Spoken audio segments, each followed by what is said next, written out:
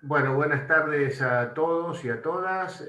Hoy, domingo 25 de julio del 2021. Yo soy Claudio Riofrío. En estos momentos soy el representante de un grupo de mujeres y varones que formamos la Fundación Arturo Illia Rosario. Así que les agradezco infinitamente el acompañamiento a esta nueva reunión un domingo a esta hora. En este caso, con motivo de que mañana 26 se cumple un nuevo aniversario de la Revolución del Parque, y nuestro partido cumple 131 años, invitamos y agradecemos, por supuesto, la presencia del doctor Diego Barovero, que por supuesto que es un amigo de años y sin ningún resquemor me dijo, sí, yo quiero participar y por supuesto quiero hablar con los amigos de Rosario.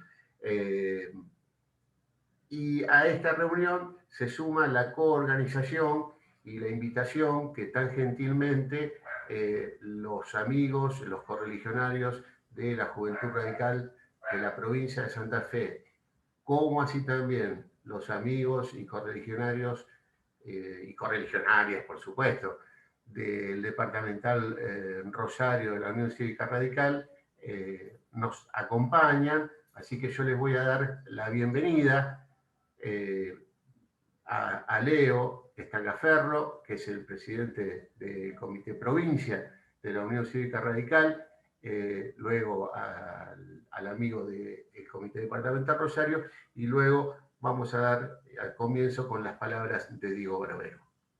Leo. Hola Claudio, ¿cómo estás? ¿Cómo están todos? Buenas tardes. Bueno, cortito, hoy la verdad que agradecerles la invitación, agradecerles la organización de un evento de estas características, la verdad que está muy bueno y que hace falta. Nosotros desde la Juventud Radical de la provincia de Santa Fe venimos trabajando para fomentar y para generar espacios de formación política dentro del partido, y la verdad que estos espacios nos enriquecen a todos, así que nuevamente agradecerles y felicitarlos por la convocatoria y por la actividad, ponernos a disposición desde la Juventud Radical y de todo lo que se pueda hacer y colaborar para trabajar en conjunto para seguir haciendo cada vez más grande a la Unión Cívica Radical. Y nada, simplemente agradecerles y mandarles un abrazo grande y nuevamente ponernos a disposición. Muy bien, gracias Leo. Bueno, ahora Matías Bedrovnik es vicepresidente, uno de los vicepresidentes del Comité Departamental de la Unión Cívica Radical del Departamento Rosario. Matías. Bueno, buenas tardes a todos, a todas. Espero que se escuche bien porque por ahí suele haber baja señal, así que bueno, dejarles un mensaje de parte de la Juventud Radical del Comité Rosario.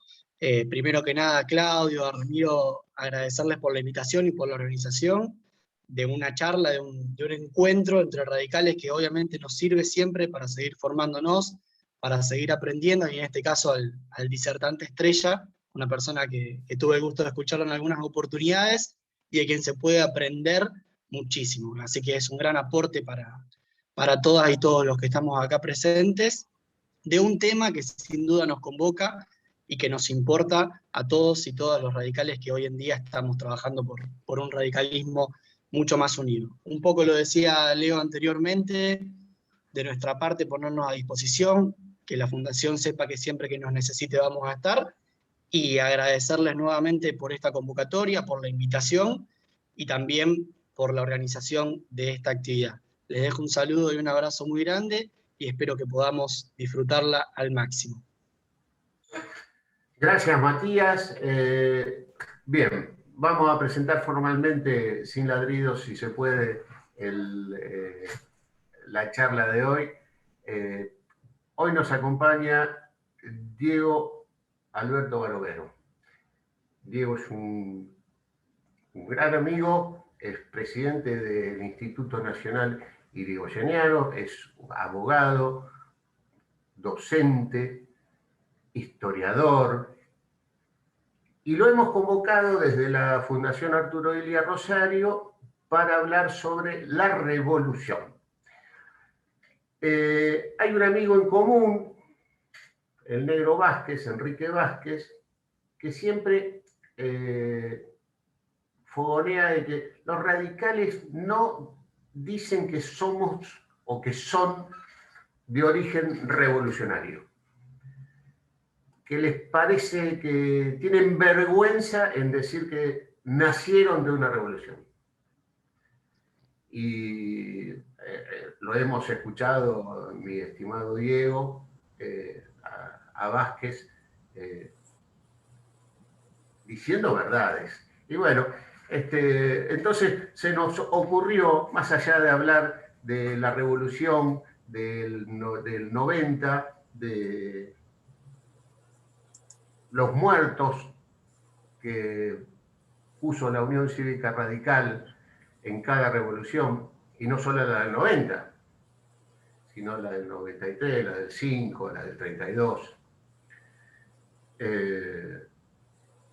Queríamos hablar sobre el tema revolución.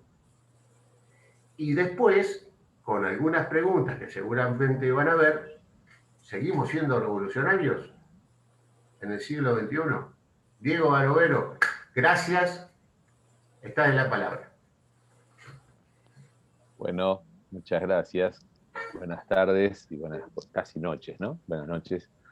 Muchísimas gracias. Primero, porque es lo que corresponde, una vez más, ratificar la gratitud y que encuentra fundamento en esta amistad que tenemos con Claudio hace ya mucho tiempo. Una amistad heredada, un poco forjada por el respeto y el cariño que a los dos nos deparó en algún momento un grande que ya no nos acompaña físicamente, que era el flaco Osvaldo Álvarez Guerrero, que siempre hizo, que trazó un poco el rumbo para que en algún momento nuestros caminos en Rosario y en Buenos Aires se cruzaran y hiciéramos algunas cosas juntos. Así que siempre voy a estar agradecido al flaco por haberme hecho conocer a Claudio, y a Claudio le estoy agradecido, como a su hijo Ramiro y a los amigos de la Fundación Illia Rosario, con los que hemos compartido en otros momentos de nuestra vida previo a la pandemia algunas actividades comunes allá y acá, en Buenos Aires y en Rosario. Y agradezco a todos los amigos que en esta tarde-noche de domingo, de vacaciones de invierno, eligieron hacer un clic y entrar en esta videollamada colectiva que acerca a pesar de las distancias físicas. Estoy muy agradecido y, por supuesto, hasta les diría que como lo escuchaba recién a uno de los jóvenes introductores, hasta con un poquito de pudor, porque digo, más de uno va a escuchar decir cosas que ya he dicho o que saben mejor que yo. Entonces me produce verdaderamente un poquito de pudor expresarme de esta manera ahora ante ustedes, compartir estas reflexiones, pero que no tienen un carácter de tipo académico, ni muy por el contrario, sino que para compartir juntos un rato de pensamiento y reflexión, algo que en el escenario político hace rato que no está tan presente como los que tenemos algunos años en la vida política argentina hemos tenido la suerte de vivir, cuando la actividad política implicaba formación y discusión, que era uno de los ejes que fundamentaban nuestro compromiso, nuestra pertenencia y nuestra identidad, básicamente cómo nos fue forjando, cómo nos fue formando. Y la verdad que, a pesar de lo ampuloso y tal vez un poco exagerado del título que mi querido Claudio eligió para esta charla, para este encuentro, me pareció interesante porque encierra también un poco un desafío. Lo decía recién también Claudio, un poquito en la introducción. De qué manera, en un tiempo cuando tenía quien les habla una mayor continuidad en la actividad política, en la militancia política cotidiana, hoy la vivo desde otra perspectiva, a lo mejor desde el aporte cultural, desde el trabajo intelectual, digo, pero digo, en ese momento siempre pensaba en torno a la cuestión de la revolución como hecho determinante de nuestra historia. Y no me refiero solamente de la historia particularmente del radicalismo, porque además en esta reunión hay amigos que no son radicales, a los que conozco, quiero, aprecio y respeto profundamente. A los que no conozco también, pero a los que sé que no son radicales, les estoy agradecido porque se han acercado a compartir este rato de charla. El tema de la revolución, que es algo que tiene tanto que ver con el surgimiento de la nación argentina, y por eso mismo también, que de una revolución surgiera el primer partido orgánico, moderno, democrático de la historia, también encierra cierta paradoja. Hablar de la revolución del parque siempre ha sido muy especial para la Argentina en general, para los radicales en particular, y creo que no exagero si digo, hago la salvedad de que la revolución del 90 tiene un problema de paternidad, porque el radicalismo o los radicales nos hemos apropiado de algún modo de un hecho revolucionario que no tiene esa característica o esa impronta o la autoría de la Unión Cívica Radical propiamente dicha como institución. Cuando hablamos de la revolución del parque, tenemos que pensar, sí, porque salta a la vista, y todos ustedes lo saben bien, que es la revolución en la que estuvieron todos los radicales antes de saber que lo eran, o antes de ser radicales, pero estuvieron todos, después serían radicales, eran cívicos. ¿Y por qué es interesante también el tema de la revolución del 90?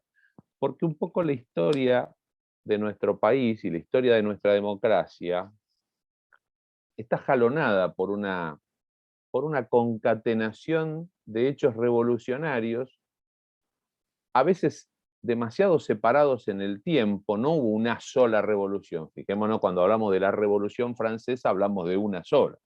Cuando hablamos de la Revolución Inglesa hablamos de una revolución, o de la Revolución Norteamericana que trajo la independencia. Bueno, en la Argentina hablamos de varias revoluciones. Una revolución discutida, como la de Mayo, trajo sí la novedad de ese germen emancipador en la conformación de lo que sería el primer gobierno autóctono. Se decía, cuando nosotros éramos chicos, decían aniversario de la revolución que dio el primer gobierno patrio. Revolución que no trajo la independencia. La independencia sería un hecho jurídico posterior. La revolución es el desencadenante, pero no es un desencadenante inmediato. La revolución es en mayo de 1810, pero no se produce inmediatamente. No hay una independencia, una organización constitucional. Tienen que transcurrir, no fue pacífico ese momento, ese lapso de tiempo que separa la revolución de la independencia. Son 6 años donde conviven no solamente, básicamente, las guerras de la independencia, aunque no se decía independencia propiamente dicha, fue toda una cuestión compleja de admitir, pero era claro, y lo tenían claro los autores fundamentales de ese proceso. Lo tenían muy claro Moreno, Manuel Belgrano, José de San Martín, no había forma de no declarar la independencia, sino en nombre de quién estábamos luchando. Y ustedes que están en la ciudad donde nació la bandera, dicho sea de paso, era imprescindible en 1812 para Belgrano comandar ejércitos acobijándolos con una bandera que lo diferenciara de los ejércitos a los que estaba combatiendo, que eran los ejércitos españoles, de manera de enfrentar todos esos desafíos, por lo menos con un símbolo patrio. Esa revolución va a tener idas y venidas, distintas modalidades de gobierno, colegiadas, junta chica, junta grande, triunvirato, unipersonales, directorio supremo, el primer poder ejecutivo de la historia argentina, hasta la independencia de 1816, que no se completa el proceso de la constitucionalización. O sea, se declara la independencia y la misión del Congreso, si bien no se agota en la independencia, no puede continuar o no puede afrontar. Ya había habido un primer ensayo, un primer intento de organización constitucional, de independencia y organización constitucional, que estaba en la reconocida y magnífica Asamblea del año 13, de 1813.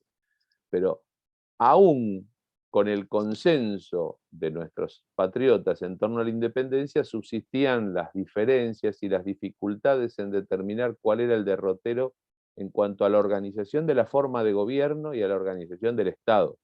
¿Qué tipo de Estado sería?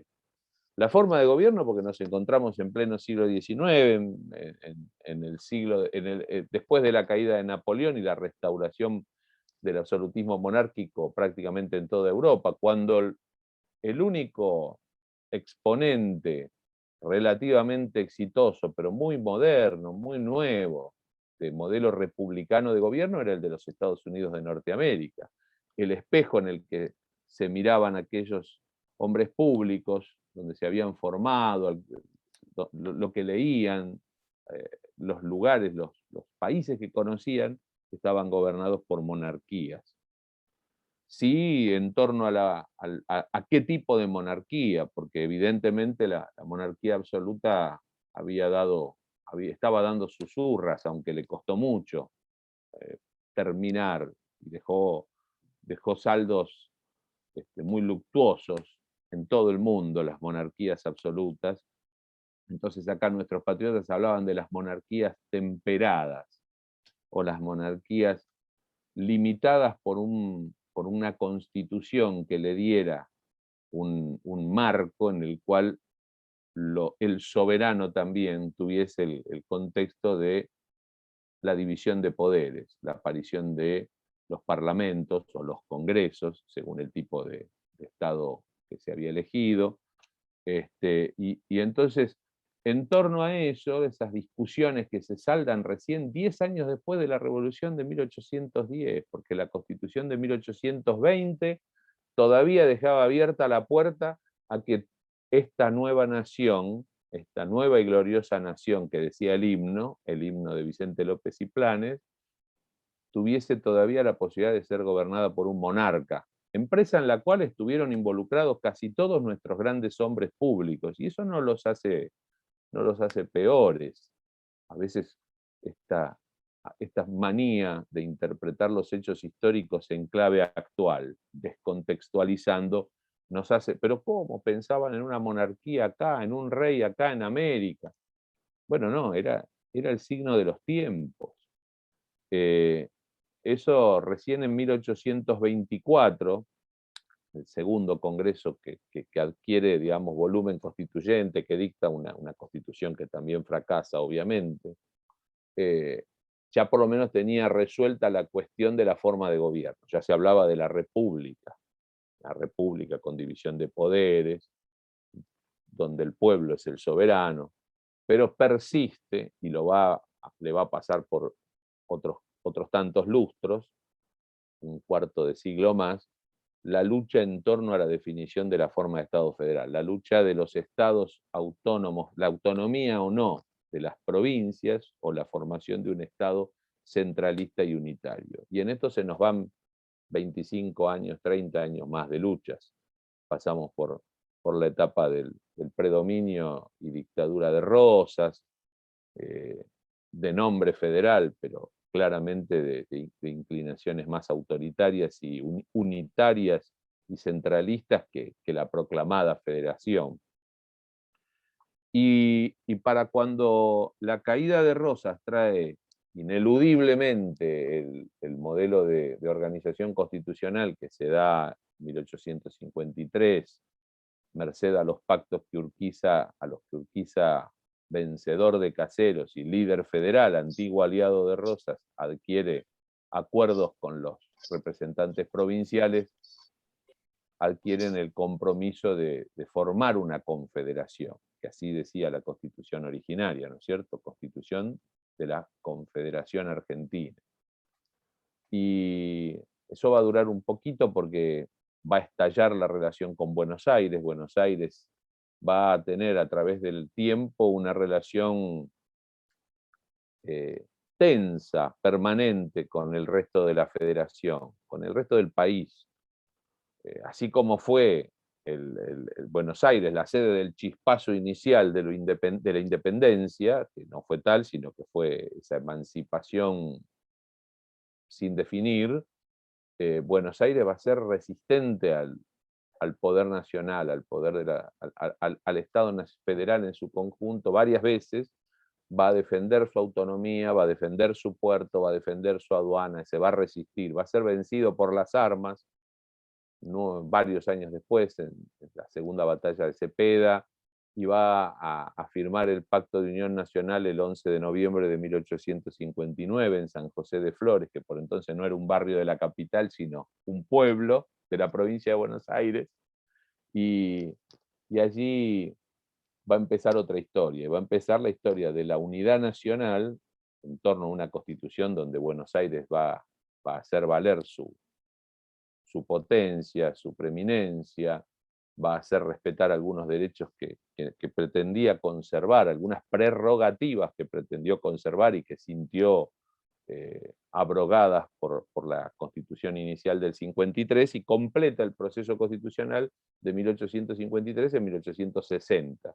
Eso va a derivar en que en el año 1862 va a gobernar como presidente de los argentinos quien era gobernador de la provincia de Buenos Aires, de la provincia levantisca, el general Bartolomé Mitre, y que va a iniciar un proceso, podríamos decir de alguna manera, de sometimiento en el interior del país, con expediciones punitivas a cargo de un conjunto de coroneles que comandaron partidas para allanar la autoridad del poder central que estaba siendo hegemonizado por Buenos Aires.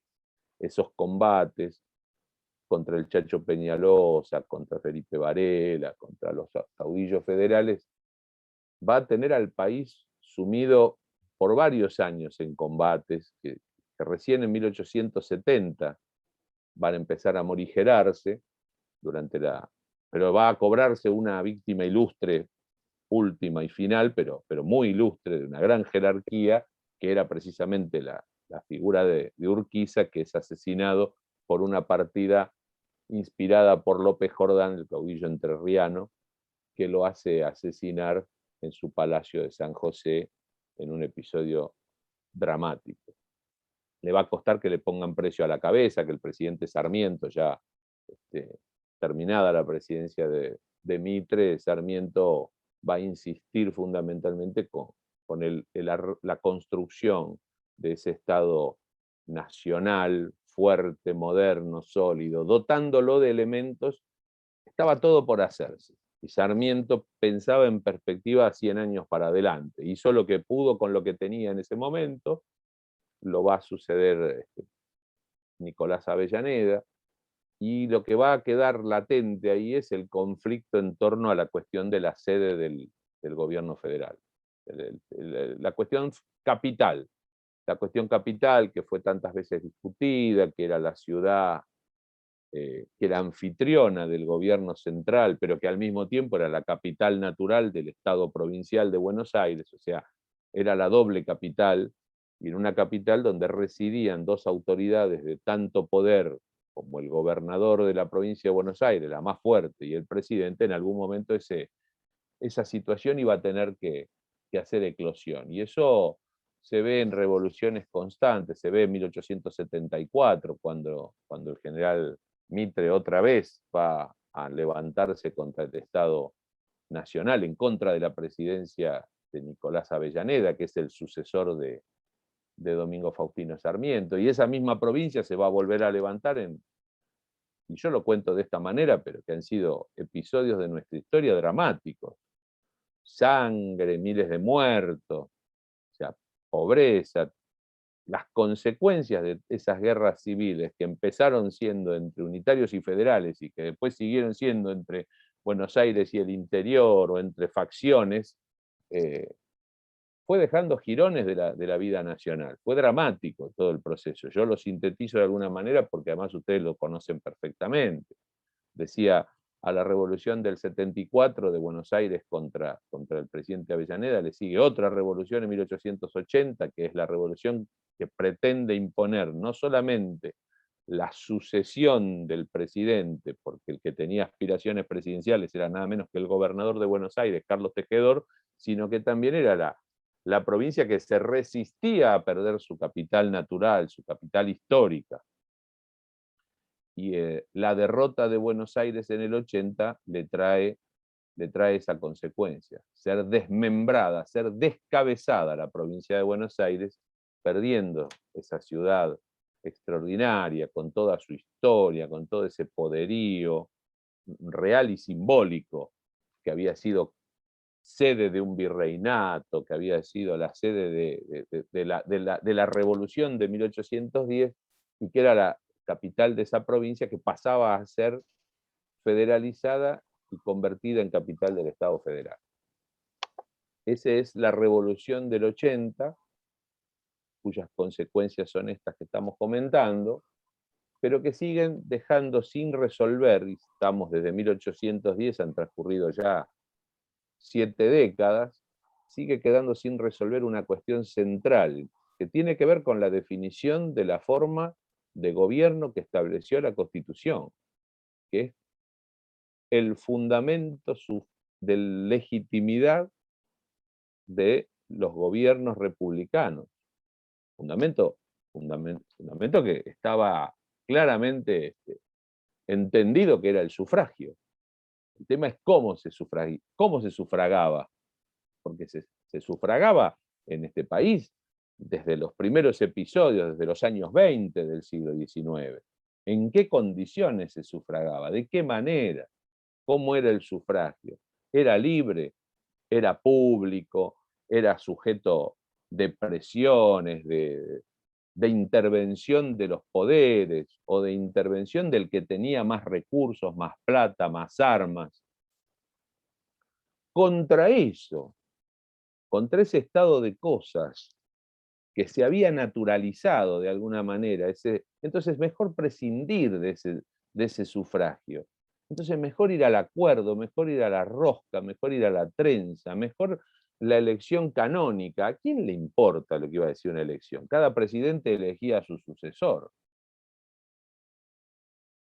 Y lo vivió en carne propia, Roca, que eligió su sucesor, no porque lo eligió solamente, sino porque era un hombre muy importante de la estructura política que gobernaba la Argentina, esa liga de gobernadores, así como Miguel Juárez Celman, casado además con una hermana, con una mujer que era la hermana de la mujer de su antecesor, de Julio Argentino Roca, también era un hombre político poderoso. Había sido gobernador de Córdoba, era senador por Córdoba, había sido estratégica su participación en la construcción de esa candidatura de Roca, que de general exitoso en la conquista del desierto, que nos dio el sur a la Argentina, que fijó más claramente los límites de la soberanía territorial en el sur de nuestro país, y que fue además el que se convirtió en el sucesor de Nicolás Avellaneda, porque tenía el apoyo básicamente de los gobernadores del interior, que eran los representantes de estas aristocracias locales, donde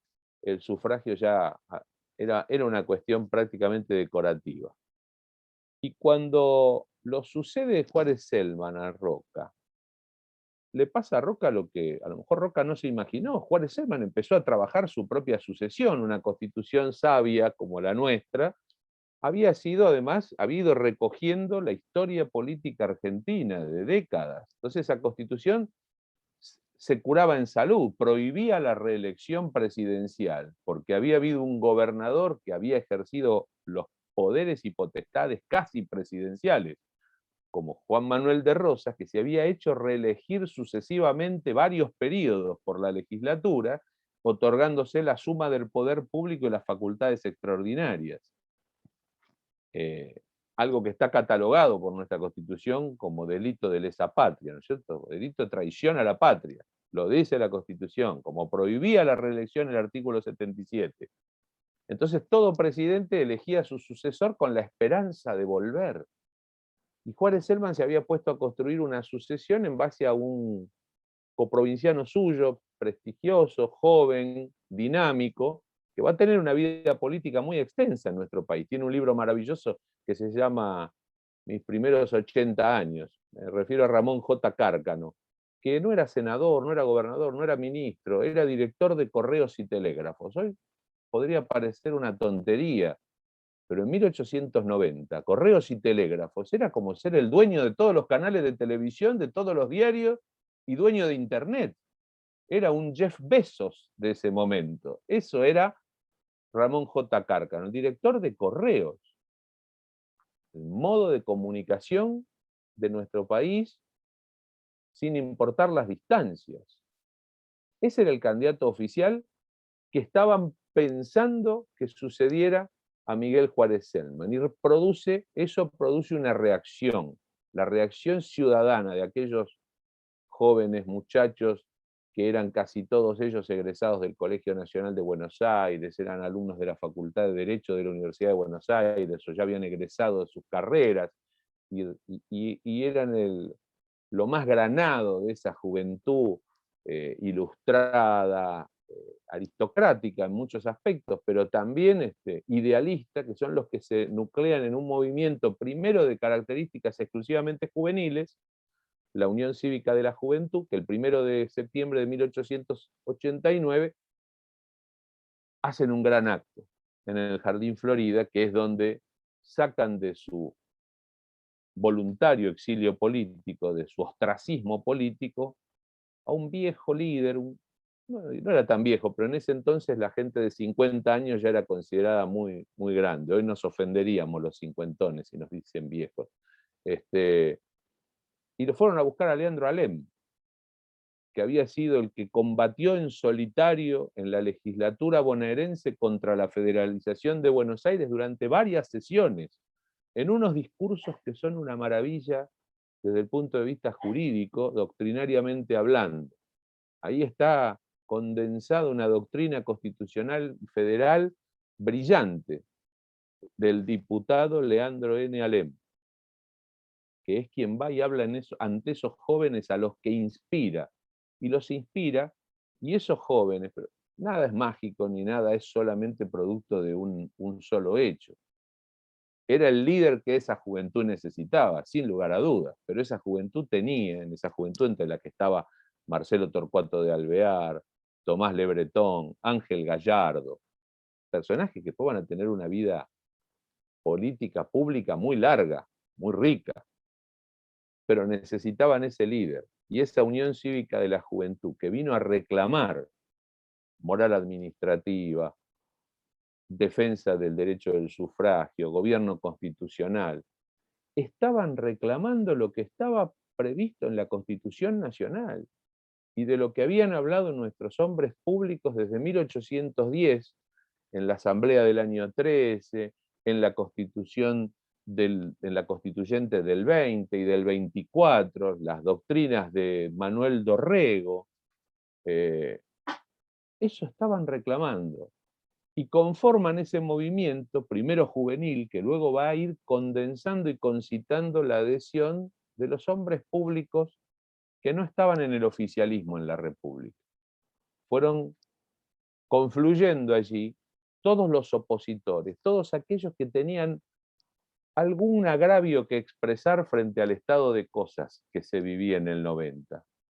alguien como Bernardo de Irigoyen, que era un hombre que había sido funcionario de Urquiza, y que había sido ministro de Relaciones Exteriores de Julio Argentino Roca, y que había sido candidato a presidente, por supuesto, víctima de fraude y de el desinterés del oficialismo por su candidatura. Bernardo Irigoyen compitió electoralmente contra Miguel Juárez Celman en 1886.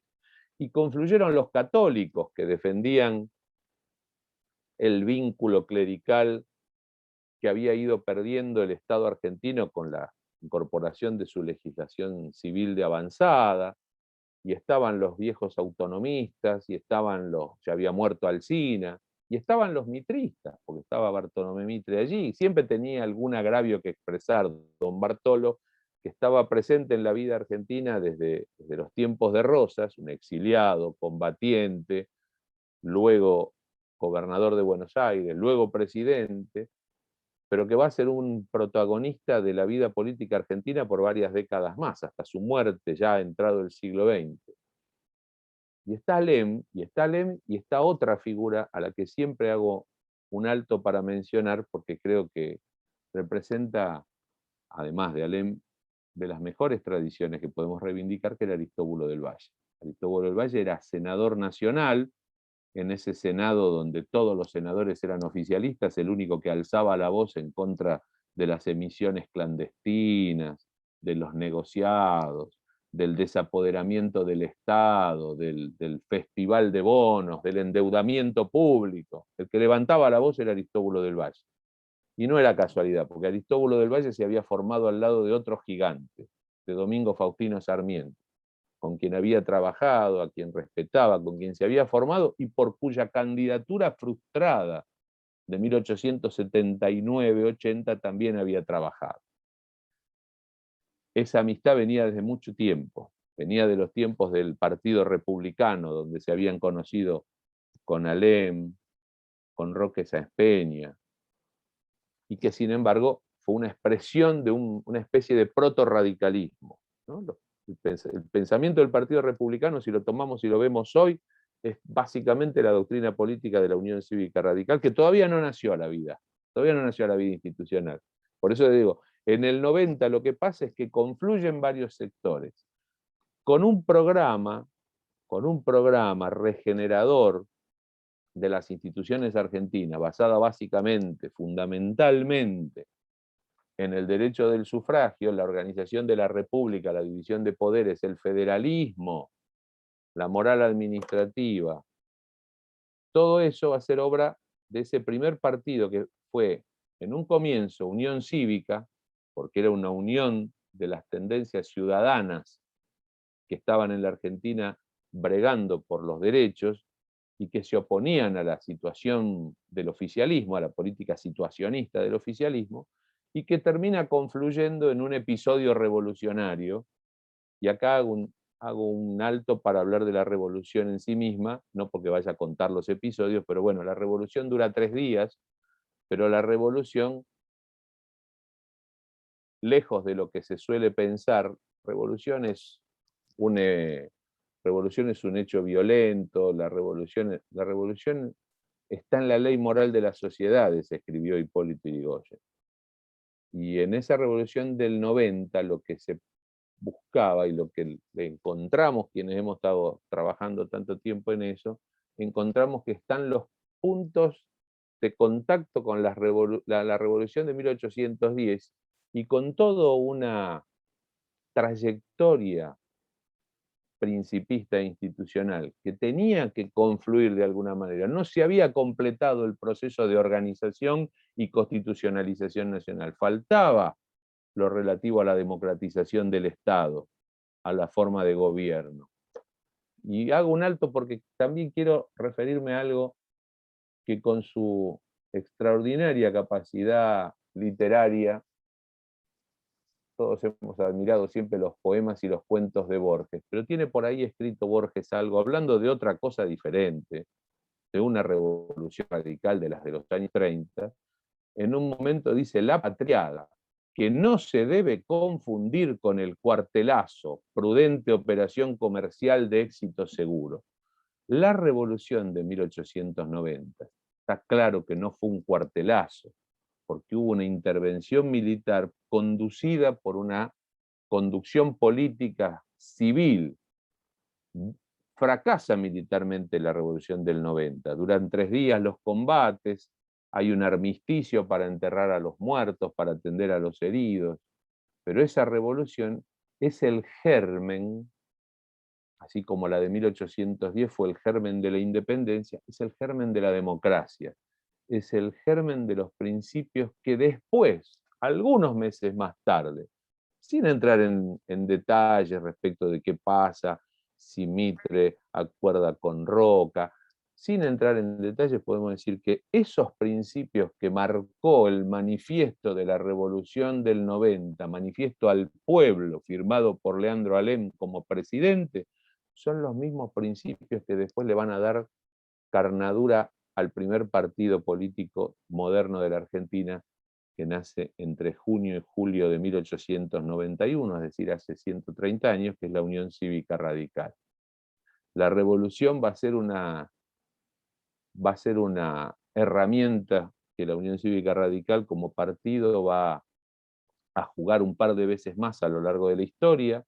A nivel nacional lo va a hacer en 1893 y en 1905. Y fíjense que después de un largo periodo, cuando finalmente los principios que estaban en el manifiesto revolucionario se hacen realidad, hay una ley que establece el sufragio universal, secreto y obligatorio, garantido, que es la ley Sáenz Peña, producto de largos lustros de luchas civiles, años de abstención revolucionaria y sacrificio.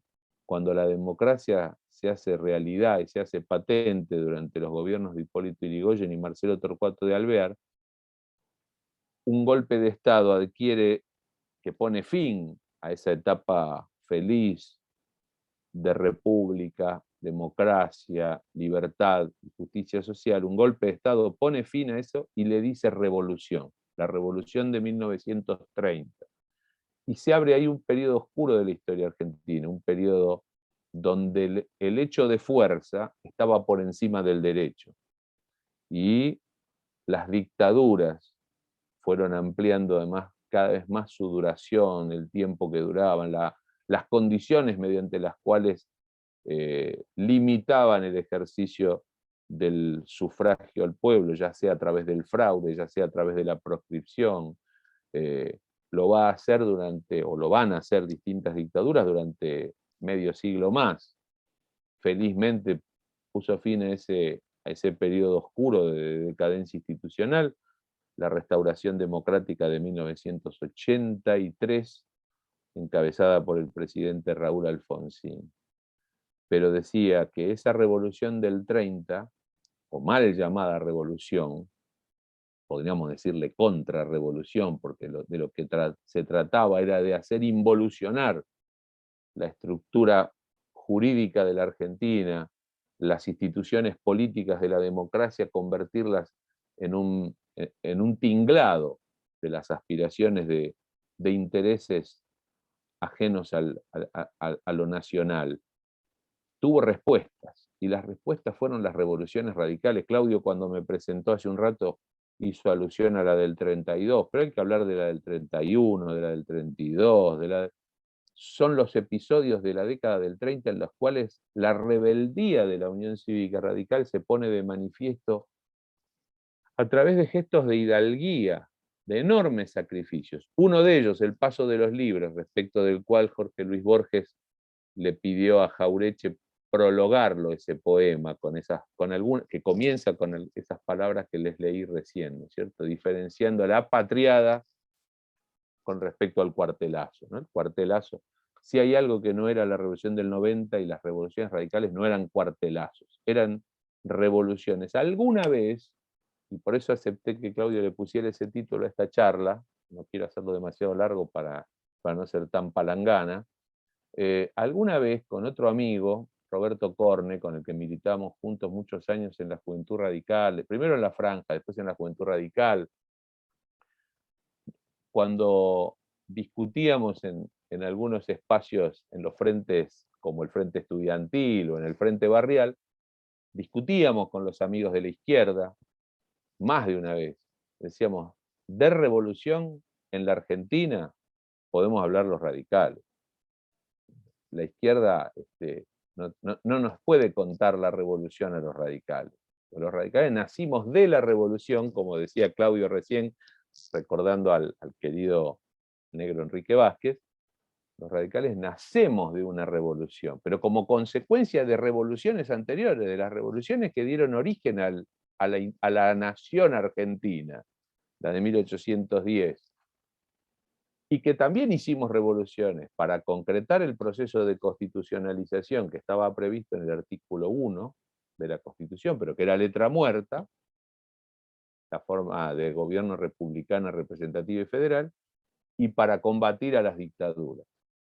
De esas revoluciones podemos hablar, y mucho los radicales, y obviamente tomar de esas revoluciones y de esos revolucionarios el ejemplo notable de desprendimiento, de actitud de servicio, de sacrificio. No fueron fáciles, no fue fácil el proceso político histórico argentino, pero hubiese sido mucho más arduo y mucho más difícil, sinuoso, si la Unión Cívica Radical no hubiese sido fiel a ese origen. Probablemente el destino le dé un lugar diferente o la historia que se cuenta le dé un lugar diferente o le asigne un lugar distinto, menos valioso de lo que realmente representan las revoluciones, la que genera el origen de la Unión Cívica Radical y las que lleva a cabo la Unión Cívica Radical. Pero interiormente sabemos que desde el punto de vista de la institucionalidad argentina, esas revoluciones forjaron la República Democrática y pusieron en caja algunas situaciones y algunas cuestiones que la Constitución decía en la letra, pero que no estaban vigentes en espíritu. Y eso se hizo realidad y también marcó a fuego el espíritu del radicalismo. Independientemente de cuestiones electoralistas, de resultados electorales, de campañas, la misión orientadora de la Unión Cívica Radical encuentra en esas revoluciones fundamentos doctrinarios que todavía hoy le dan sustento y personería política. Gracias.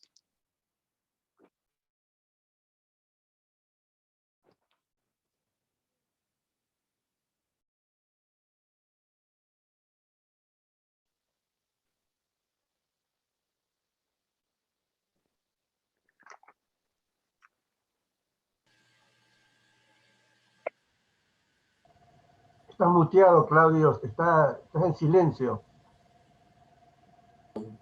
Ahí estamos. Bueno, gracias. Te decía Diego, ahí están los aplausos de los amigos, las amigas en la platea, en cada monitor. Una clase, de comillas, magistral de historia de revoluciones en la Argentina.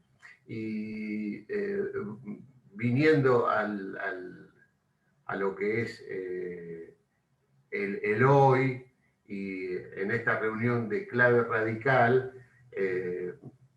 teniendo en cuenta las distintas y diferentes revoluciones que salieron de la cuna o de miembros del radicalismo, me gustaría que, bueno, el que quiera hacer alguna consulta levante la mano, siempre solicitándole una pregunta muy corta, así el expositor puede responder.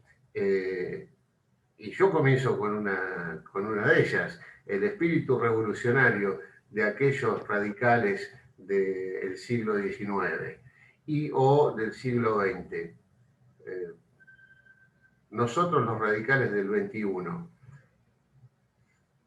perdimos ese motor revolucionario y nos convertimos los radicales o muchos argentinos en pequeños burgueses de decir, bueno, esto es lo que está y no tocamos el statu quo, Diego. Es difícil, son tiempos, es el espíritu del tiempo, el espíritu de época. Si un partido político trasciende, está a través de, presente 3 siglos en la historia, nace en el siglo XIX, se consolida en el XX y está vigente en el XXI. Hay cosas que son inmutables, que son los principios, la ética, los valores, y después están las herramientas, ¿no? El siglo XIX es un siglo de revoluciones, es un siglo de muchas tensiones que prácticamente, si te pones a analizar, por eso hice esa introducción anterior, ¿no es cierto? Desde 1810, la Argentina vivió en una tensión permanente y los ríos de sangre que han corrido a lo largo y a lo ancho de la República, aun cuando la República no estaba del todo definida jurisdiccionalmente o sus límites, hacían que la revolución fuese prácticamente un hecho natural. Si pensamos que más o menos cuántas revoluciones hubo de 1810 a 1890, y bueno, por lo menos una cada 10 años. Algo dice por ahí Roque Sáenz Peña, cuando llega a la conclusión, volviendo a la patria, porque venía de haber combatido en la... Miren que invoco a Roque Sáenz Peña, que no es un prócer radical, es un hombre del conservadurismo, un hombre que está a la derecha, pero creo que cualquier argentino bien nacido lo tiene que reivindicar, porque es un ejemplo, obviamente, su conducta y su desempeño de hombre público. Venía de combatir en la Guerra del Pacífico a las órdenes al servicio del ejército del Perú de la coalición peruano-boliviana contra Chile. Conoce en Chile, regresando a la Argentina, porque además en Chile cumple condena, está arrestado por haber sido derrotado, como militar peruano derrotado, que era Roque Sáenz Peña, está detenido en Santiago de Chile y conoce a los revolucionarios radicales del 5, que había comandado el gaucho Lencinas en Mendoza, y que se habían escapado con una locomotora y un tren. Cuando pierde la revolución, el gaucho no tiene mejor idea que afanarse un tren y cruza la cordillera y se va. Una cosa extraordinaria. Prácticamente, si nosotros fuéramos norteamericanos, tendríamos que haber hecho una película sobre eso. Es una película. Y cuando lo conoce a Lencinas, lo conoce a los demás revolucionarios radicales en el exilio, confinados. Y Sáenz Peña escribe por ahí, en alguna de sus cartas le pone que es una tragedia la Argentina. Cada elección nos cuesta una revolución. Cada revolución es un desastre que nos atrasa 10 años. Esto lo dice Sáenz Peña a comienzos del siglo XX y lo convence, después que él se va a Europa y termina siendo diplomático argentino ante cortes europeas, ante los estados europeos, fundamentalmente entre España, Italia y no me acuerdo cuál era el otro. Y ahí un poco observa la evolución institucional de esos países y viene convencido, aún siendo un hombre que representaba a la élite que gobernaba la Argentina, tenía una visión modernizadora y entiende que es insustituible el valor del sufragio popular como legitimador de la autoridad, porque si no la autoridad va a estar siempre en discusión. Y fíjense que es una característica de la autoridad del siglo XIX en la Argentina, está siempre en discusión. Y cuando no está en discusión es porque hace uso de la fuerza, aún de la fuerza extrema. Es la salida que le encontró Rosas, por ejemplo, y su animadversión por la organización constitucional que lo lleva a enemistarse con sus propios aliados, Quiroga, Estanislao López. La dictadura y lo férreo del ejercicio del mando es lo que encuentra como remedio a la cuestión del cuestionamiento del poder. Después en el siglo XX, nos va a pasar algo tal vez distinto, porque ya ahí se entra en otro esquema de civilización política. Sáenz Peña es presidente, impulsa a través de un acuerdo con Hipólito Yrigoyen la ley Sáenz Peña de sufragio universal, secreto y obligatorio, el padrón militar, que no fuese un registro electoral supeditado al manejo del Estado o del gobierno en el momento, que fuese permanente, eso era fundamental, porque las elecciones eran, o sea, los padrones eran circunstanciales conforme el momento de las elecciones.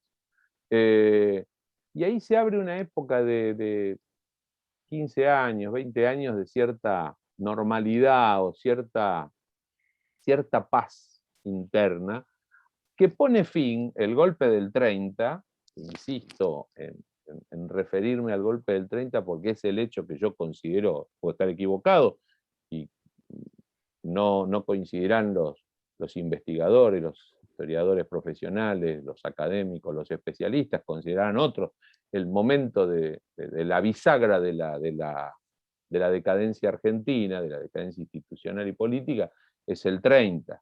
Y así lo entiende alguien como Ricardo Rojas, que era un hombre que en su vida se había dedicado fundamentalmente a lo literario y a la formación cultural, a la organización de la educación, a la organización de la Facultad de Humanidades de la Universidad de La Plata, y sin embargo en el 30 él considera que tiene que alinearse con el partido político que es desplazado del poder y en contra de la dictadura que viene a romper la estabilidad democrática en el país. A mí me parece que ese gesto, en un hombre de letras, en un hombre de nuestra cultura, tal vez el más insigne, ayer justamente fue el día, era su aniversario, Día de la Cultura Nacional, es desde hace algún tiempo, ese aniversario está puesto en homenaje a don Ricardo. Creo que eso nos ayuda a pensar qué pasó también en el 30, y por eso tuvo el valor que tuvo el 83, porque a pesar de todo, y yo sé que acá vamos a tener a lo mejor posiciones discrepantes, es una asamblea bastante grande, los que estamos acá presentes virtualmente, a lo mejor vamos a tener posiciones discrepantes en cuanto a caracterizar el tiempo que nos toca vivir, ¿no es cierto? Que es mala cosa también porque acá hay intelectuales que yo respeto mucho, pero también uno es testigo y protagonista de su propio tiempo. A lo mejor visto dentro de unas décadas en perspectiva, nos vamos a dar cuenta y entenderemos, o no nosotros, si no estamos, nuestros sucesores entenderán un poco el sentido de este tiempo. Nosotros podemos entender el sentido del tiempo pasado visto en perspectiva hoy, y lo que sí creo que el 83 fue una solución de continuidad. Es una solución de continuidad en el sentido que las diferencias que en décadas anteriores se saldaban mediante el cuestionamiento de la legitimidad política, de la intervención militar, la proscripción, la persecución y hasta la desaparición de seres humanos porque pensaban diferente. Creo que a pesar de todo lo que nos pasa, hoy tenemos un valor agregado fundamental, que es esta cultura de la democracia que es como que Alfonsín nos inoculó a todos en el 83. Personalizo en Alfonsín, pero Alfonsín como cabeza de una generación y que creo que de alguna manera el aprendizaje sirvió. La organización constitucional de la Argentina, con sus más y sus menos, con sus tensiones, con situaciones donde siempre en el mundo actual que se avanza hacia cierto decisionismo, donde los parlamentos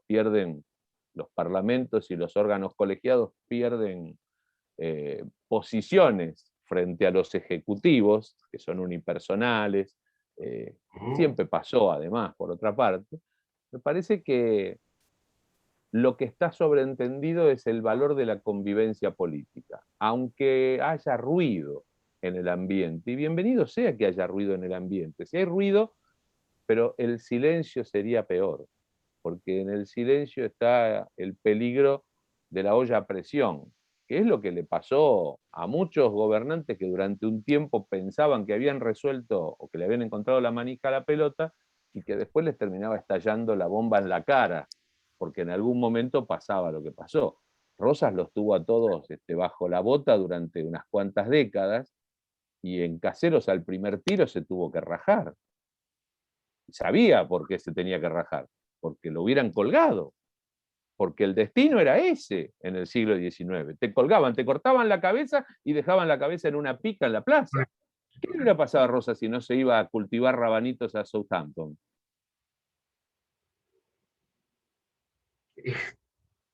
La cabeza quedaba ahí, me parece. Pero bueno, abrimos la ronda de preguntas de nuevo. El que quiera hablar, que levante la mano o que lo escriba en el chat. Nuevamente el agradecimiento a Diego y paso parroquial. Ya, mientras tanto, Sergio Bate. Sí, Diego, ahondando un poquito más, todo ese espíritu revolucionario y de lucha, con ese origen republicano de nuestro, que luego da origen a nuestro partido, como vos dijiste, en aquellas primeras revoluciones, sin existir la Unión Cívica ni la Unión Cívica Radical, ya estaba lo que luego íbamos a hacer como Unión Cívica Radical. Al día de hoy, en 2021, ¿notás que ese espíritu permanece en los hombres de la Unión Cívica Radical o en el partido como tal? Mirá, básicamente las ideas que planteaba la Unión Cívica y que recogió la Unión Cívica Radical un año después de la Revolución, forman parte de ese corpus doctrinario que nosotros los radicales llamamos profesión de fe doctrinaria, bases de acción política. Han ido adquiriendo, no quiero usar la palabra, a veces se usa la palabra ayornar y a mí me suena tan horrible, el ayornamiento me parece tan espantoso.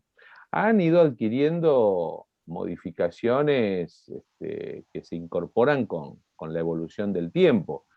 En los años 30 del siglo XX se incorporan en la plataforma radical los derechos sociales por obra de un gran jurista, notable jurista importante en el campo de la legislación social argentina, que era Leónidas Anastasi. Pero el candidato a presidente que sostiene esa plataforma de avanzada, que hoy sonrojaría a cualquier conducción partidaria de estos tiempos, recibió el apoyo del PC de Stalin, en los tiempos en los cuales el mundo combatía por la libertad y por la democracia contra el nazismo, cuando la República había caído en España bajo las garras del franquismo, que sometió a España durante 4 décadas al totalitarismo, al cercenamiento del pensamiento, a la prohibición de ideas, a lo más oscurantista que se conozca en la historia de España. Bueno, en esos tiempos el candidato a presidente era Marcelo Torcuato de Alvear, al que en canales que uno a veces encuentra en el sistema TDA, canales oficiales me refiero, se lo caracteriza prácticamente como un oligarca, como alguien que estaba lejos de representar los intereses populares. De ese tipo, que era hijo del héroe de Ituzaingó, que fue director supremo de las Provincias Unidas, Carlos María de Alvear, presidente de la Asamblea del año 13, que decretó la libertad de vientres, y hijo del primer intendente de Buenos Aires. Ese muchacho andaba calzado y participó de la Revolución del 90 y de la Revolución del 93. Y fue el candidato a presidente y presidente de este partido, enfrentando a los candidatos de la dictadura de Uriburu, enfrentando el fraude, enfrentando los tiros en los actos radicales, o a los cosacos que entraban y les pegaban con el sable a los que participaban. O sea, ese hombre que ya tenía 70 años cuando fue candidato a presidente en el 37, 69 años, era un hombre al que habría que hacerle un reconocimiento público, un homenaje, es decir, dejó el exilio dorado de vivir en una magnífica mansión que tenían en París, Coeur Volant, con Regina, y se vino a vivir a la Argentina para reorganizar la Unión Cívica Radical en tiempos de la dictadura de Uriburu. Y además le dio una pátina de progresismo a la programática radical, que fue esa famosa y extraordinaria plataforma del 37, que en gran medida le resolvió el trabajo a la generación del 45, a la generación del MIR, del Movimiento de Intransigencia y Renovación, que hace un aporte doctrinario y político muy grande al radicalismo, porque lo renueva integralmente y le da 40 años de continuidad en la vida institucional argentina, bajo la conducción de personas como Ricardo Balbín, como Arturo Frondizi, como Arturo Ilia, como Crisólogo Larralde, como Moisés Levenson. Fíjense todas las personas que estoy nombrando. De todos los que nombré, solamente 2 fueron presidentes de la República. Y todos los otros podrían haberlo sido. Podrían haber sido y extraordinarios y brillantes presidentes de la República. Y son los que forjaron ese radicalismo que después alumbró en los 70 a un dirigente bonaerense que empezó perdiendo, que no lo conocía nadie, que adhirió a la Asamblea Permanente de los Derechos Humanos cuando hablar de derechos humanos no traía votos, no era políticamente correcto, ni tampoco servía para el marketing político, y que en el 83 encabezó un movimiento regenerador de la sociedad argentina que por lo menos nos hizo aprender el valor de la democracia. Cuando uno ve los spots de Alfonsín, indudablemente el guión es obra de los publicistas, magnífico, extraordinario trabajo que hizo en su momento David Rato, el recordado David Rato, pero el espíritu de esos guiones eran cosas que decía Alfonsín en los actos, lo que lo hemos ido a escuchar hasta en los actos que había 200 personas o 150 personas, en lugares chiquitos. Alfonsín decía eso, que cuando hablaba de más que una salida electoral es una entrada a la vida, estaba incorporándonos, inoculándonos, hoy que estamos en tiempos de pandemia y de vacunas, nos estaba inoculando una vacuna, que era la vacuna de la democracia. Y frente al virus del autoritarismo, de la intolerancia, de la no aceptación de la diferencia que tuvo la Argentina durante décadas, la Argentina de la intransigencia, la Argentina de la ruptura, no estoy hablando de la intransigencia como la mencionaba Irigoyen. La intransigencia de Irigoyen era intransigencia en los principios, lo tiene escrito, porque el peludo si hacía algo era escribir. Benditos sean los que piden transigencia en las cuestiones personales y sean malditos para siempre los que las pidan en el orden de los principios. O sea, intransigencia en los principios, pero aceptar al otro. Irigoyen era un hombre que hablaba con los diferentes. Lo han contado poco, pero Irigoyen se ha reunido muchas veces con Juan B. Justo, el líder del Partido Socialista.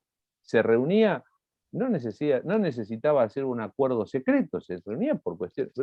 Era el diálogo político que tanto se pregona. Irigoyen y se lo acusó de dictador.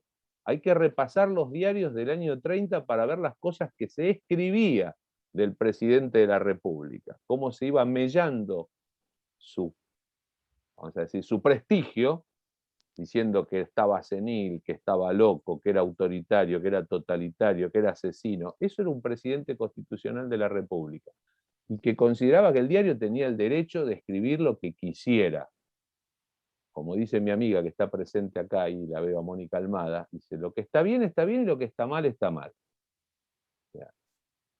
Hay que darle la derecha absolutamente a alguien que es presidente de la República por imperio de la voluntad popular. Y no hay nada que esté por encima de la voluntad popular. Y el periodo presidencial es un periodo sagrado. Está en la Constitución. Y está después el soberano, que es el pueblo, que decidirá con su voto si le renueva el crédito o si se lo quita. Ningún medio, ningún diario, ningún interés, nada está por encima, lo dice Nicolás Avellaneda. Nada hay en la nación superior a la nación misma. Ningún interés corporativo, financiero, mediático, privado, por encima del interés público. El interés público primero es el orden constitucional, la división de poderes, el sistema democrático. Básicamente eso sigue siendo el legado del radicalismo. Diego, pregunta a María, María Ilarregui, ¿y los dirigentes de hoy? La conducción partidaria de hoy, digo, si querés responder, la conducción partidaria de hoy, ¿es fiel a esos principios, a los principios que estábamos escuchando y que vos estás contando, o falta coraje? Es la pregunta para Diego. No, yo no puedo decir si alguien tiene coraje o no tiene coraje, no me corresponde a mí. Me siento, sería excesivo, sería una irresponsabilidad de mi parte decir eso. A veces uno se siente con el deber de transmitir lo que conoce, lo que aprendió y lo cuenta, lo transmite y lo comparte. Después cada uno, todos somos adultos y capaces de interpretar el momento y los gestos y la significación que tienen esos gestos. Pero yo no puedo juzgar las conductas, yo puedo decir si yo no le puedo dar a alguien el mote de si están a la altura, no están a la altura, eso no me corresponde. Yo la conozco a María y la quiero mucho, pero no, esa pregunta yo no se la puedo contestar como a lo mejor, tampoco sé si ella quiere que yo la conteste de esa manera, pero si hay coraje, no hay coraje, eso es otra cuestión. Lo cierto es que la prepotencia desde el poder de hace unos años atrás la podemos ver hoy por hoy en algunos actos del gobierno nacional.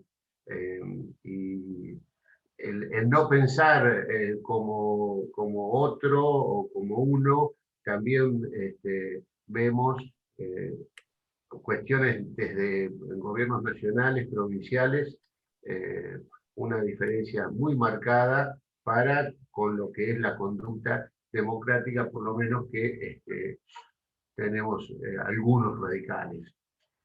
Horacio del Prado estaba pidiendo la palabra. No. Vi que levantaba la mano, por eso.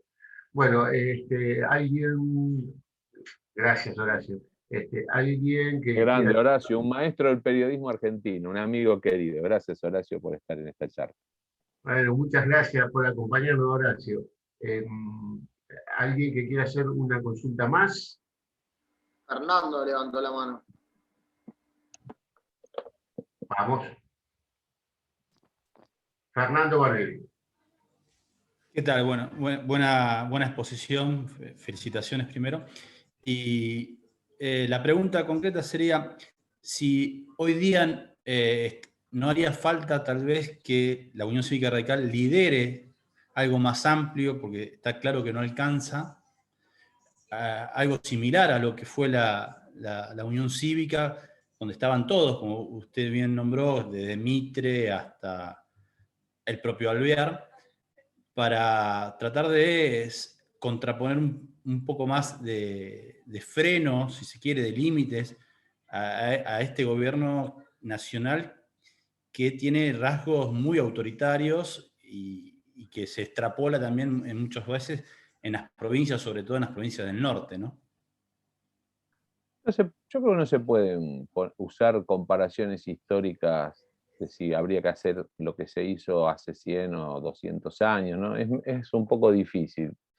Aparentemente el radicalismo tiene fijado una política institucional desde una convención que se celebró en el año 2015 en la ciudad de Gualeguaychú, en el sentido de construir coaliciones republicanas con partidos y fuerzas políticas con los cuales tienen más o menos coincidencia, no necesariamente todo es coincidente, pero sí denominadores comunes básicos, fundamentalmente. Daría la sensación que el radicalismo busca liderar un espacio opositor al gobierno nacional o a las fuerzas políticas que hoy confluyen en lo que es el gobierno nacional y que siguen ese derrotero. No lo quiero caracterizar ni lo quiero comparar con experiencias históricas anteriores, pero me parece que la decisión de que con el radicalismo solo no alcanza. La última experiencia de un gobierno de partido en la Argentina, ya que estamos en términos históricos, es la de 1983-1989, que el radicalismo concurrió solo al comicio, lista 3, ganó la fórmula Alfonsín Martínez, las elecciones aún eran, en ese entonces, por el imperio de la Constitución de 1853-60, eran por colegio electoral, con lo cual la ciudadanía votó por listas de electores. La Unión Cívica Radical obtuvo la mayoría de electores que votaron afirmativamente por la fórmula radical en el orden del 51,5%, y fue un gobierno de partido. Desde entonces, desde 1989 a la fecha, todos los gobiernos han sido de coalición, porque en general se ha avanzado en ese sentido hacia una, podríamos decir, una cultura política de coaliciones, básicamente también influidos por las experiencias internacionales. Los gobiernos que se han formado en la Argentina, fundamentalmente, además después de la reforma constitucional del 94, que estableció el voto directo de presidente y vicepresidente mediante distrito único y doble vuelta, sistema de doble vuelta, ha sido en base a la elección de gobiernos por coaliciones, por lo menos desde el 95. O sea, dejo el margen de... Igual fue una coalición. En el 89 el gobierno que ganó, obviamente que la figura era el presidente electo en ese momento, Carlos Saúl Menem, era un frente. Si no me equivoco, era el Frejupo en ese momento. Después hubo distintas denominaciones, pero en general, desde la reforma del 94, gobernaron coaliciones en la Argentina. Coaliciones, en general, variadas, aunque de centro. A mí no me gusta usar esta terminología que está tan de moda últimamente en torno al populismo o el no populismo. Me parece que básicamente las coaliciones gobernantes en la Argentina, porque el espectro político está ubicado mayoritariamente en el centro político, no es ni de derecha ni de izquierda, puede ser del centro a la derecha unos grados y del centro a la izquierda otros grados, pero no hay extremos en el escenario político argentino, al menos no se ha visto un escenario político extremista desde la vuelta de la democracia para acá, al contrario. Y está claro, como decía recién contestándole a Fernando, que me parece que la vocación va por ahí, de construcción de coaliciones de gobierno para enfrentar las situaciones que hacen que hoy por hoy sea muy difícil que un solo partido pueda gobernar en la Argentina. A lo mejor lo que está faltando es algunas definiciones, no quiero dar un número determinado, de una determinada cantidad mínima de políticas públicas, como se suele decir, políticas de Estado. Políticas públicas, digo, sobreentendido, consensuado mayoritariamente, y que esas coaliciones que vayan fluctuando a través de la experiencia electoral le den su impronta, pero con esos mínimos comunes denominadores prácticamente no sometidos a los vaivenes de la volatilidad del momento político. Igual estamos en un tiempo de política líquida, como se dice por ahí, con lo cual también a lo mejor es medio arriesgado lo que yo propongo o digo, pero bueno, como no tengo la responsabilidad de dirigir nada ni a nadie, apenas puedo conmigo mismo, no tengo problema en decirlo, porque no estoy comprometiendo a nadie con ese juicio. No, digo algo que no involucro a que nadie tenga que hacer nada de lo que yo estoy diciendo. Gracias, Diego. Bueno, mientras espero que alguien más pregunte, haga una consulta, quiero saludar a los amigos de Entre Ríos, Gabriela y Leandro. Muchas gracias por participar, por acompañarnos este ratito y que nos dan estos minutos de su vida, un domingo a la tarde, acompañándonos acá a los amigos de la Ilia Rosario. ¿Quién pide la palabra? Horacio del Prado, que tendría que estar viendo a River. Horacio del Prado, tenés la palabra. Si te desmutuás, desmutuate, Horacio.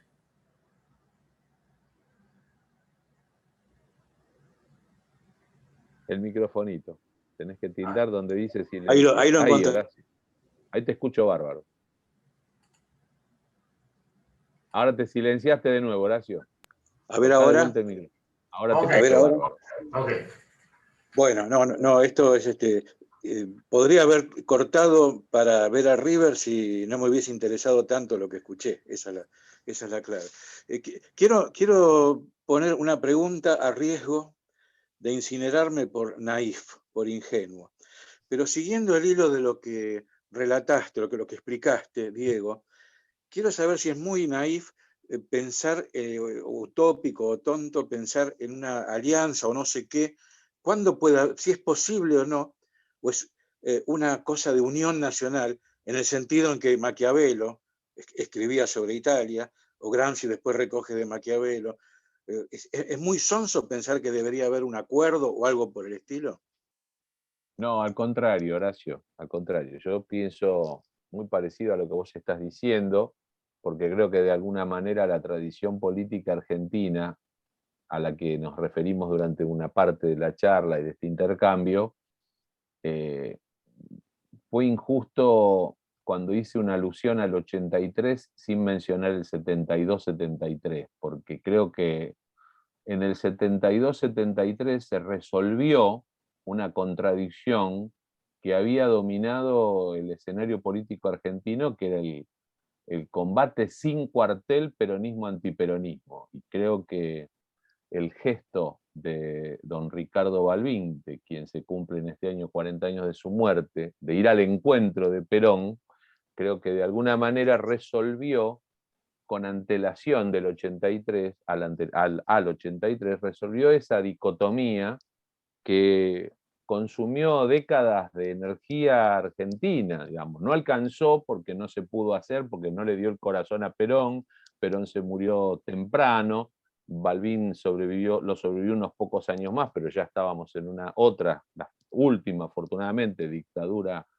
tremenda que asoló la Argentina, pero que de algún modo ese gesto del 72, la hora del pueblo, Balbín Perón, Perón Balbín, no importa que no haya habido una fórmula común, en ese sentido yo creo que tampoco debía haberla, porque creo que en realidad la síntesis de Balbín, el que gana gobierna, el que pierde ayuda, era eso, era la unidad nacional, ayudó esa reconciliación a que en el 83 la transición democrática, aún con sus complejidades, y con situaciones que todavía quedaron sin resolver durante un tiempo, sirvió para que la Argentina saliera de la dictadura y de ese largo periodo de medio siglo de inestabilidad institucional, básicamente con el tema resuelto en cuanto a la convivencia democrática entre diferentes, a pesar de que en muchos aspectos los dos partidos mayoritarios de nuestra tradición política, sobre todo la del último siglo,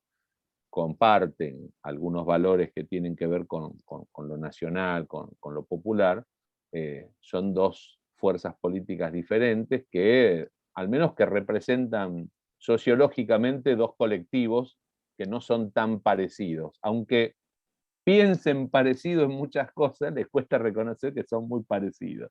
El problema son las influencias de las minorías, que también a veces las minorías, que en algún momento usaron de ciertos recursos non sanctos para interferir en la vida de la civilidad argentina, a veces se les sube demasiado el precio, ¿no? Y creo que las coincidencias en ese sentido, como las que planteás vos, no son difíciles de pensar. Yo creo que la experiencia de la pandemia del año pasado y de este año que todavía estamos transitando la pandemia, obviamente, con otras restricciones, pero con otro tipo de restricciones y con otras herramientas, como es el tema de la vacuna, pero también nos ayudó a percibir algunas cosas sobre las cuales es muy difícil discrepar. El valor de la salud pública, independientemente de si hay un prestador privado que hace salud pública o si lo presta el hospital público. La salud pública es una política de Estado. No se puede desinvertir en salud pública, no se puede desinvertir en ciencia y tecnología. En ese sentido, creo que ahí hay condiciones objetivas para la búsqueda de consensos, independientemente de que después en la coyuntura electoral se puede competir, pero con con 2 o 3 cuestiones, o 5, ponele, a lo mejor no son 2 o 3, a lo mejor no se pueden decir 10, pero se pueden decir 5 o 6, grandes líneas políticas se pueden consensuar y que no esté en discusión. Como digo, como salió Europa de la posguerra, las diferencias entre socialcristianos y socialdemócratas eran menos de las que ellos mismos pensaban. Y entonces el tránsito entre una fuerza u otra, según las mayorías parlamentarias, que se daban básicamente experiencia alemana, la tomo como para comentar, me parece que eso nos tendría que ayudar a encontrar algún... Lo que pasa es que también hay cosas culturales de la Argentina, ¿no? La cultura argentina es una cultura agonal, es una cultura de combate, de lucha permanente, es una cultura discursivista y de intransigencia, no a lo Irigoyen, digo, intransigencia en el sentido que bajo la persiana y no me va a convencer. Acá hay gente que se convence de algo y que no está dispuesto a escuchar al otro, pero porque lo dice el otro, por impugnación al emisor del mensaje, no porque no pueda sentarse a prestar atención y entender o leer algo y llegar a un acuerdo. La poca actitud de acuerdo entre la dirigencia argentina me parece que también es un reflejo de la actitud que tiene una buena parte de la sociedad argentina. Que no se deja, que no es que se quiere dejar convencer. Ahora empieza la campaña electoral. Para mí es lo más aburrido del ciclo político argentino, es la campaña electoral, aunque a mí me gusta y me informo y participo y leo, porque el que habla para convencer al que lo sigue. Nadie está pensando en convencer a uno más allá, correr un poquito el arco, dirías vos como periodista deportivo, ¿no? Correr un poquito el arco, a ver si le dejo a este otro que el gol lo haga él, porque a lo mejor a veces, ¿no es cierto?, al enemigo que huye, puente de plata, por ahí puedo dejarle ganar una batalla, porque en definitiva nos vamos a fortalecer los dos. Si yo arrincono a mi adversario, por más chico que sea, lo puedo estar provocando a una situación de rupturismo definitivo, y creo que perdemos todos, ¿no? El juego de la suma cero me da la sensación que es lo que ha condicionado mucho el debate argentino de los últimos años. Gracias, Diego, gracias, Horacio. Teniendo en cuenta lo que vos estás comentando, las últimas palabras, lamentablemente muchísimos dirigentes políticos argentinos han pasado a ser, desde hace años, lamentablemente, más que dirigentes políticos, comentaristas de la realidad. Comentaristas, diciéndonos a nosotros, los mujeres y varones de a pie, lo que sabemos, lo que nos pasa todos los días, pero señoras, señores, ustedes están ahí porque los votamos, porque apostamos a que ustedes conduzcan, pero hagan algo. Realmente es un déficit muy grande, Pero bueno, coincido con vos con el tema de la campaña política. ¿Alguien más que quiera hacer una consulta? Vamos a hacer parroquiales, mientras se deciden hacer preguntas, vamos a hacer parroquiales. Digo que estamos usando esta sala de Zoom gracias a la generosidad del bloque de diputados de la Unión Cívica Radical de la provincia de Santa Fe.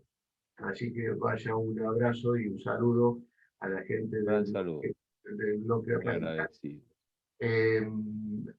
Dentro de 15 días vamos a hacer una próxima reunión.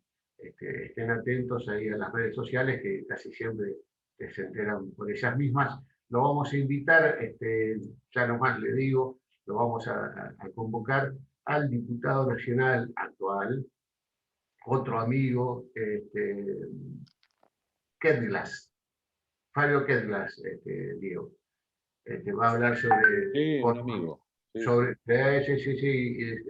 Un gran amigo que sabe mucho sobre conurbano, sobre municipios, así que vamos a tratar el tema de la pandemia y los municipios. ¿Qué pasa con los municipios después de la pandemia o en la pandemia? Y también decir que, bueno, también tenemos como Instituto Nacional Irigoyeniano la posibilidad de ofrecer una muestra de fotografías que se llama Constructor de la Democracia, que muy gentilmente el Instituto está haciendo una, ¿cómo decir? Esta recorrida, no virtual, sino una recorrida pueblo por pueblo, municipalidad por municipalidad, de 24 fotografías de la presidencia campaña y presidencia del doctor Alfonsín. Bueno, dicho esto, les renuevo la invitación para que se sumen al canal de YouTube de la Fundación Arturo Illia Rosario. ¿Y alguien más que quiera hacer una pregunta?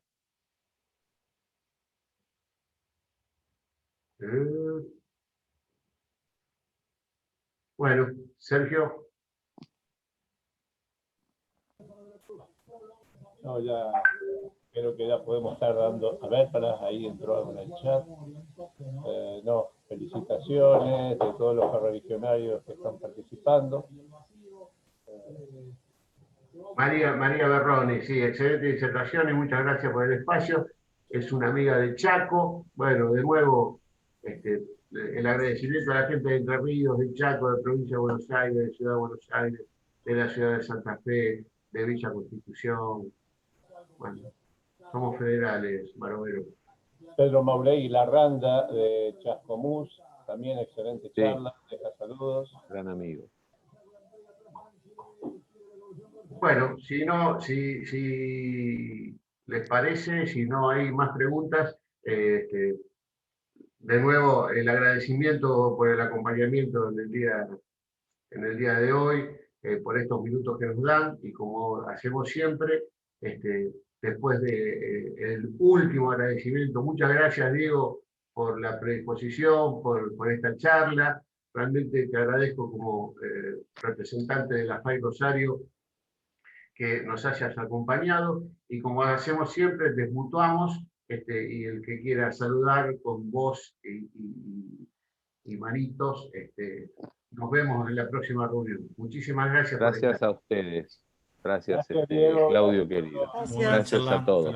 Un gusto verlos. Un placer. Nos vemos pronto. Bueno, cómo no. Chau, gracias. Hasta luego. Chau. Gracias.